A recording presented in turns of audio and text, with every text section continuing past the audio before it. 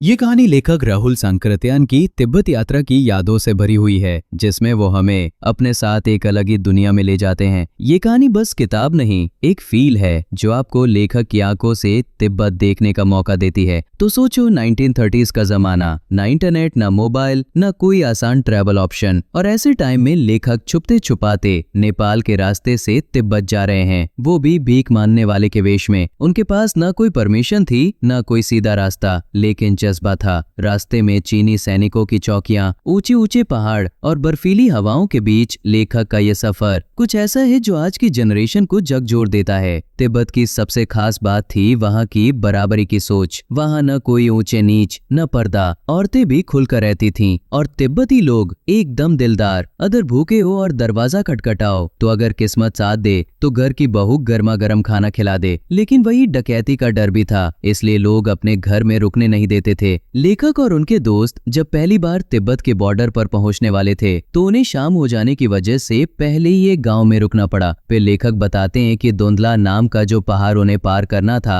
वो 17,000 फीट की ऊंचाई पर था। वहां न कोई बस्ती, न कोई इंसान, बस ठंड, खतरे और डाकू। अब इतने खतरनाक रास्ते पर चलते वक्त लेखक ने तो बोल ही दिया, भाई हमसे ना हो पाएगा। लेकिन फिर घोड़ा ले लिया और सफर शुरू किया। घोड़ा भी ऐसा कि कब सबसे आगे दौड़ जाए और कब पीछे रह जाए, कुछ भरोसा नहीं। बीच रास्ते में लेखक रास्ता भी भटक गया, लेकिन जब सही रास्ते पर लौटे तो उनका दोस्त सुमति उन्हें गुस्से से लाल चेहरा लिए इंतजार कर रहा था। लेकिन माफी मांगने और चाय पिलाने के बाद दोस्त का गुस्सा भी ठंडा पड़ गया। फिर मिले कुछ प्यारे इंसानों से जिनके साथ गर्मा गर्म खाना खाया, मंदिर देखा और किताबें पढ़ी। पर अब सुमति को अपने कुछ और दोस्तों से भी मिलना था जो गाँव में फैले हुए थे, इसलिए लेखक अकेले पड़ गए। घोड़ा ढूंढा, लेकिन इस बार तो कोई सुस्त सा जानवर भी नहीं मिला। गर्मी और ठंड दोनों एक साथ झेलते हुए लेखक की हालत खराब हो गई। फिर सुमति वापस आया और फिर दोनों ने एक साथ फिर सफर शुरू किया। और कहानी के अंत में जब वो लाश की ओर बढ़ रहे थे तब तक हमें ऐसा लगने लगता है जैसे हम भी उसी रास्ते पर उनके साथ चल रहे हैं। लेखक की ये यात्रा नेपाल के रास्ते से तिब्बत, फिर ठाड़ा, फिर